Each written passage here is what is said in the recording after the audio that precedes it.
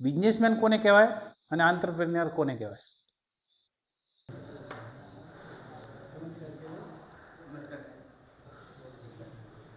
Business એટલે સાહેબ કે જે ધંધો કરે ચાલી રહ્યો છે બિઝનેસ કહેવાય અને જે નવી શરૂઆત કરે તેને એન્ટરપ્રેન્યોર કહેવાય.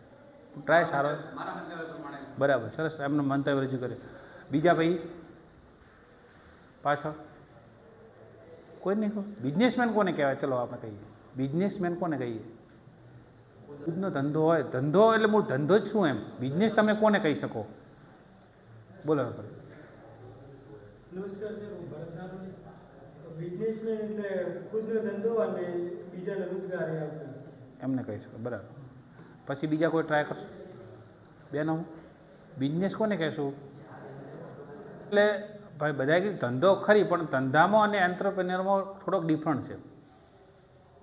બિઝનેસ એટલે ધારો કે કોઈ વ્યક્તિ તરબૂચ વેચે છે, બરાબર, 10 રૂપિયે કિલો, એ બિઝનેસમેન કહેવાય કે ભાઈ આને એના ખેતરમાં એ ખેતી છે એટલે એ વેચે છે. પરંતુ એન્ટરપ્રેન્યોર શું કરશે કે મસ્ત જ્યુસની દુકાન બનાવશે, સારામાં સારું સેટઅપ કરશે, ટેબલ ખુરશી, એના માટે મશીનરી રાખશે જે તરબૂચમાંથી જ્યુસ કાઢવા માટે. પછી એક ગ્લાસ 80 રૂપિયામાં વેચશે. લગભગ એક તરબૂચમાંથી 6 થી 7 ગ્લાસ જે જ્યુસ નીકળે, એક ગ્લાસના એ 80 રૂપિયાથી વેચે. એટલે એક બોલો. હે? હા, સરસ, વેલ્યુ એડ કરી. એને શું કરી? એની કંઈક એફર્ટ એડ કર્યું, એને સેટઅપ આપ્યું, જે કસ્ટમર આવે છે એને બેસવા માટે જગ્યા આપી, સારું પ્લેટફોર્મ આપ્યું. પછી એનામાં એની વેલ્યુ એડ કરી, ભાઈએ કીધું ને એ પ્રમાણે કે એક્સ્ટ્રા એને જ્યુસ કાઢીને આપી, મશીનરી સેટઅપ કરી. એટલે એ 1 કિલોમાં કેટલા? 1 કિલો 10 રૂપિયા વેચતો હતો, પણ એ 5-6 ગ્લાસ જે નીકળે છે જ્યુસ, એક ગ્લાસના 80 રૂપિયા લે છે. તો કેટલા ગણો નફો થયો? બરાબર ને? અમુક જે ધારો કે શાકભાજીનો ધંધો કરે છે, તો સવારમાં વહેલા એ શાકભાજી લેવા જાય છે ને, તો એ શાકભાજી ધારો કે કોઈ બટાકા જે છે ને એમને 7 થી 8 રૂપિયા માર્કેટમાં મળે. એટલે એક્ઝેક્ટ ભાવ ખબર નહીં, તો એ 7 થી 8 રૂપિયા ભાવનું જે બટાકા છે તે એ એની દુકાન ઉપર લગભગ 30 રૂપિયા કિલો વેચે, 15 રૂપિયા 500 ગ્રામ. બરાબર ને? પછી તે તમે કંઈક પ્રોપર વેલ્યુ એડ કરો છો તો એના લીધે તમને પ્લસ નફો મળે છે, તો એને કહેવાય એન્ટરપ્રેન્યોર. બરાબર? ઉદ્યોગ સાહસિક વ્યક્તિ છે. એટલે એ ઉદ્યોગ સાહસિક કેવો વ્યક્તિ હોય? એક નવો રિસ્ક લે. રિસ્ક લે એટલે કેવો રિસ્ક લે? ઓધળો રિસ્ક ન લે, એમ કેલ્ક્યુલેટેડ રિસ્ક લે. ભાઈ મારે આ ધંધો કરવો છે તો એના માટે આટલું હું રિસ્ક લઈ શકું, આટલા ધારો કે 2 લાખ કે 3 લાખ જેટલી મારી કેપેસિટી છે ધંધામાં આટલા નાખી શકું. પછી એવું ના હોય કે મારી બધી પ્રોપર્ટી આ ધંધામાં લગાવી દઉં, એવું ના હોવું જોઈએ. પણ કેલ્ક્યુલેટેડ રિસ્ક હોવું જોઈએ. ધારો કે મારે કોઈ ધંધો સેટઅપ કરવો છે, મારી જોડે પૈસા નથી, તો હું શું કરું? શરૂઆતમાં ક્યાંક નોકરી કરું, એમ 2-4 વર્ષ નોકરી કરું, મારા જોડે થોડું ભંડોળ થઈ જાય, પછી હું ધંધામાં થોડું મશીનરી લઉં તો વ્યવસ્થા કરી શકું. તો તમે ઉદ્યોગ સાહસિક કહેવાય. બરાબર? રિસ્ક લેવાનું ખરી, પણ કેલ્ક્યુલેટેડ રિસ્ક લેવાનું. પછી રિસ્ક લેવો કઈ રીતે? બીજો મુદ્દો આવે. તમે રિસ્ક કઈ રીતે લેશો? તો તમે માર્કેટનું ઓબ્ઝર્વ કરો, એમ. બરાબર? માર્કેટને તમે એનાલિસિસ કરો, તો હવે માર્કેટમાં શાની ડિમાન્ડ છે, આપણે કયો ધંધો લઈને બેસશું તો માર્કેટમાં ચાલશે, એ પહેલાં ફાઇન્ડ કરો. પછી માર્કેટમાં કેટલી હરીફાઈ છે, આપણે ધંધો લઈને તો જતા રહ્યા, બરાબર, એમાં હરીફાઈ કઈ રીતે છે, પછી હરીફાઈને ટેકલ કઈ રીતે કરશું, આપણે કસ્ટમરને એક્સ્ટ્રા વેલ્યુ શું આપી શકશું. બરાબર ને? હવે ધારો કે તમે નાનું ઉદાહરણ લઈ, ચાની દુકાન, સામાન્ય ચાની લારીવાળો 1 કપમાં તમને 5 રૂપિયામાં ચા લે, કે ઘણી હશે 10 રૂપિયા. પણ તમે વ્યવસ્થિત સ્પેશિયલ ચા પીવા જાઓ જે મોટી વ્યવસ્થિત દુકાને, તો તમે 10 રૂપિયા ઉપર પ્લસ એને પ્રાઇઝ આપો છો, 15 રૂપિયા 20 રૂપિયા. કેમ? કે એને સેટઅપ બનાવ્યું, એની બ્રાન્ડ બનાવી, એને સ્પેશિયલી આવી જ ચા મળે, એમાં ટેસ્ટમાં ફેરફાર ના થાય, એવો જ તમને ટેસ્ટ મળે. તો શું થાય? એ એન્ટરપ્રેન્યોર કહેવાય, એને ઉદ્યોગ સાહસ કહેવાય. બરાબર ને? તમે ધારો કે કચ્છી કિંગ દાબેલી ખાઓ, બરાબર ને, તો તમે સ્પેશિયલ ત્યાં જ જો, કેમ કે ત્યાં દાબેલી તમને વ્યવસ્થિત આ જ ક્વોલિટીની મળશે, ત્યાં ખરાબ દાબેલી નહીં આવે. કેમ કે એમની પ્રોપર વેલ્યુ છે. બહાર તમે રેકડી પર જશો 10 રૂપિયામાં મળી જાય, બરાબર ને, ઘણી બલ્કમાં લેશો તો એનાથી સસ્તી મળશે, પણ ત્યાં નહીં મળે. એટલે કહેવાનો મતલબ તમે રિસ્ક લો, પણ કેલ્ક્યુલેટ રિસ્ક લો. પછી નેટવર્કનું એનાલિસિસ કરો.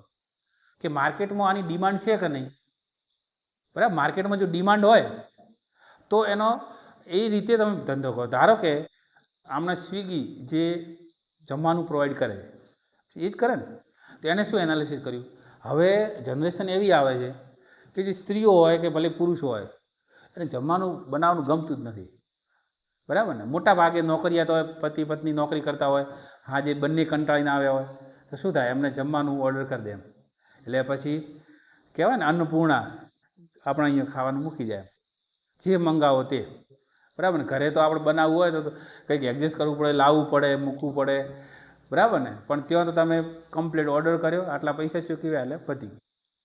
તો આજે આપણામાં તો હજી ઓછું છે, પણ બજારોમાં તો ઘણું થઈ ગયું કે જ્યારે બહાર જમવાનું આવે ત્યારે મજા ફટ દઈને આવી જાય, કોઈ મગજમારી નહીં, બંને ખાઈને ઊંઘાઈ જાય, કરીને કોઈને કામ કરવું નથી. તો એને એનાલિસિસ કર્યું. હવે માર્કેટમાં આ જ ટ્રેન્ડ આવવાનો છે. આજે પહેલાં હોટલોમાં ખાતા ને ત્યારે આપણે શું કહેતા કે આ હોટલમાં ખાય છે, એમ હોટલું ના ખવાય એમ. હવે તો હોટલમાં ખાવું એટલે ખુશી ગણાય, બરાબર. બધા હોટલોમાં ભરપૂર જોવા મળે. રવિવારની હોટલો ફૂલ હોય, તહેવારોની ફૂલ હોય, આડા દિવસે પણ હવે લગભગ હોટલો ફૂલ જ હોય. કેમ કે હવે આપણે તો એ રીતે ધંધો કરીએ. તો એણે સ્વિગીવાળાએ શું કર્યું, હોમ ડિલિવરીવાળી સર્વિસ ચાલુ કરી. ગમે ત્યાં જો તો તમને હોમ ડિલિવરી ત્યાં તમને જમવાનું મળી જાય. તો એણે માર્કેટનું એનાલિસિસ કર્યું, તો આ ચાલી ગઈ, આનો ધંધો ચાલ્યો. એટલે તમે એનાલિસિસ કરો. કોઈ પણ ધંધો છે તો મારા પાસે હું કરી શકીશ, મારો ધંધો સક્સેસ થશે, એના માટે એનાલિસિસ જોઈએ, બરાબર. પછી એન્ટરપ્રેન્યોરશિપ. જો આપણે બિઝનેસ એટલે આપણે જે વેપાર ધંધો કરીએ એને બિઝનેસ જ કહેવાય. પરંતુ એન્ટરપ્રેન્યોર શું કરે, એની પ્લસ વેલ્યુ એડ કરી. ભાઈએ કીધું ને એ પ્રમાણે કે એને વ્યવસ્થિત સેટઅપ બનાવ્યું આ તે, તો એના લીધે એના તરબૂચની કિંમત શું થઈ ગઈ, સારી મળી, અને સારામાં સારો 5 થી 10 ગણો એને નફો મેળવ્યો. તો આ એન્ટરપ્રેન્યોર એટલે ઉદ્યોગ સાહસિક કહેવાય. એટલે એન્ટરપ્રેન્યોર એ શું છે, એક વ્યક્તિ છે, એક વ્યક્તિ છે. હવે આપણે શબ્દ સમજવાનો છે એન્ટરપ્રેન્યોરશિપ, બરાબર. એન્ટરપ્રેન્યોરશિપ શું છે, તો એના માટેનો પ્રથમ સ્ટેજ એ આવે. પ્રથમ આપણે વિચારવાનું કે મારે ધારો કે આ ધંધો કરવો છે, ધારો કે સોનાની દુકાન બનાવી છે, તો હું પહેલાં શું કરીશ, પહેલાં માઇન્ડમાં વિચાર કરીશ કે મારે આ દુકાન બનાવી છે. પછી બીજો સ્ટેજ શું કરીશ, એના રિલેટેડ હું માહિતી લઈશ કે હું એનો સોનાનો જે કારીગર બનું, એના માટે ક્યાંક કોચિંગ કરું અથવા તો ક્યાંક કારીગર તરીકે ત્યાં રહું, શીખી લઉં, 1 વર્ષ 2 વર્ષ તાલીમ લઉં, બરાબર. પછી મારી મોટી જ્વેલર્સ બનાવવાનો વિચાર કરીશ, જમીન લેન્ડ પરચેઝ કરીશ, બરાબર. સારું એવું ફંડનું રોકાણ કરીશ. પછી ત્રીજું કે સારામાં સારો મારે ત્યાં જે રાખું છું, કહેવાય ને કે નોકરીએ રાખું છું, તો નોકરી રાખનાર વ્યક્તિઓ ટેલેન્ટેડ હોવા જોઈએ. કેવા હોવા જોઈએ, જેવા તેવા ના હોય. જ્યારે માલિક હાજર હોય ત્યારે સારું વર્તન કરે, પછી જતા રહે તો જેવું તેવું વર્તન કરે. તો સારી ક્વોલિટીના એક્સપર્ટ માણસો મારા ત્યાં રાખું. પછી મારો ધંધો પબ્લિશ કરો, એમ કે લોકોને મારી જે કહેવાય ને ઉદ્ઘાટન કરીને આમ સરસ રીતે લોકોને વાત કરું કે મારો આવો ધંધો છે અને આ હું કરું છું, તો પબ્લિશ થઈ ગયું. પછી તમે એ ધંધો થયા પછી, ચાલુ થયા પછી તમે નિયમિતતા જાળવો. નિયમિતતા એટલે જ્યારે ત્યારે રજા ના પાડી દેવાની. પછી આપણા કસ્ટમરનો ફોન આવે છે તો આપણે એને પ્રોપર ફોન ઉપાડવો, એને સંતોષકારક જવાબ આપવો. એવું નથી આપણી પ્રોડક્ટ ઓલ ટાઈમ વ્યવસ્થિત હોય, ક્યારેક ડિફેક્ટ થઈ જાય તો આપણે કસ્ટમરને પ્રોપર એને માર્ગદર્શન આપીએ, જે ડિફેક્ટ થયું છે એનું ઇલાજ કરીએ, એટલે કસ્ટમરને એકદમ સંતોષ આપીએ, બરાબર. એનું સાંભળીએ. એવું નહીં એક આપણું વેચાઈ ગયું છે તો પછી તારે મારે કોઈ લેવા દેવો નહીં, એવું ના આવવું જોઈએ. કસ્ટમરને પૂરેપૂરી સર્વિસ આપો. એટલે આખી જે પ્રોસેસ છે ને એને શું કહેવાય, એન્ટરપ્રેન્યોરશિપ એટલે ઉદ્યોગ સાહસિકતા. આટલી બધી વાતો બધામાં આવે તો શું કહેવાય, ઉદ્યોગ સાહસિકતા. એન્ટરપ્રેન્યોર એક વ્યક્તિ છે કરનાર. ધારો કે ધીરુભાઈ અંબાણી, એમને કઈ કંપની સ્થાપી, રિલાયન્સ. તો એ ધીરુભાઈ અંબાણી એ એન્ટરપ્રેન્યોર થયા અને રિલાયન્સ એની આખી ઇન્ડસ્ટ્રી સ્થાપી. એન્ટરપ્રેન્યોરશિપ કહેવાય. આખી પ્રોસેસ છે.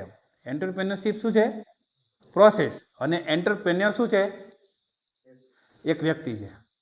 સમજાઈ ગયું બધાને? સમજાય? પ્રથમ સ્ટેજ બિઝનેસ એટલે વેપાર કરો. આપણે વસ્તુ લાવી છે, ₹1 પ્લસ કરીને 2 રૂપિયા પ્લસ કરીને વેચી મારી. એન્ટરપ્રેન્યોર શું કરશે, એની વેલ્યુ એડ કરશે, મસ્ત સેટઅપ બનાવશે, બરાબર. એને કસ્ટમર લાવશે વ્યવસ્થિત. અને એની વેલ્યુ એડ કરે એટલે મોટી પ્રાઇઝથી એ વસ્તુને વેચશે, તો એ એન્ટરપ્રેન્યોર સાહસ કરે. પછી એન્ટરપ્રેન્યોરશિપ એટલે આખી પ્રોસેસ, જ્યાંથી વિચારથી કરીને એના ઇમ્પ્લિમેન્ટ માટેની પ્રોસેસ અને જ્યાં સુધી સક્સેસ થાય ત્યાં સુધીની પ્રોસેસ. બરાબર. જુઓ હવે બીજું પાસું જોઈએ કે એન્ટરપ્રેન્યોરશિપ કોઈ જ્યાં ત્યાં રસ્તામાં પડેલી વાત નથી. તમે જ્યાં ચલો આ ધંધો હું સ્થાપી દઉં સક્સેસ થાય, બહુ જ 100માંથી 1 વ્યક્તિ સક્સેસ બરાબર થાય છે. બરાબર. તો એના માટેને શું હોય, તો એની માનસિકતા સારી હોવી જોઈએ. એન્ટરપ્રેન્યોરશિપ ફક્ત તમે સારી ક્વોલિટી આપો છો, મજબૂત વ્યવસ્થિત તમે એમના સાથે સંબંધો રાખો છો, છતાં પણ તમારી માનસિકતા બહુ કામ કરે. એટલે જ્યારે પણ તમે આ ધંધો ચાલુ હોય અને ક્યારેક તો પ્રોબ્લેમ આવે, ધારો કે કોઈ આપણા ત્યાં રાખેલા નોકરી કરે છે તો એ વ્યક્તિઓ શું કરે, ક્યારેક રજાઓ ઉપર જતા હોય, બરાબર, અથવા તો માલની શોર્ટેજ હોય, એ ટાઈમે તમારું માનસિક બેલેન્સ જળવાઈ રહેવું જોઈએ. તમે એ ટાઈમે બેલેન્સ ના જળવાય તો શું થાય, તો તમે માનસિક અનબેલેન્સ થો ત્યારે ધંધા ઉપર ડાયરેક્ટ ઇફેક્ટ પડે.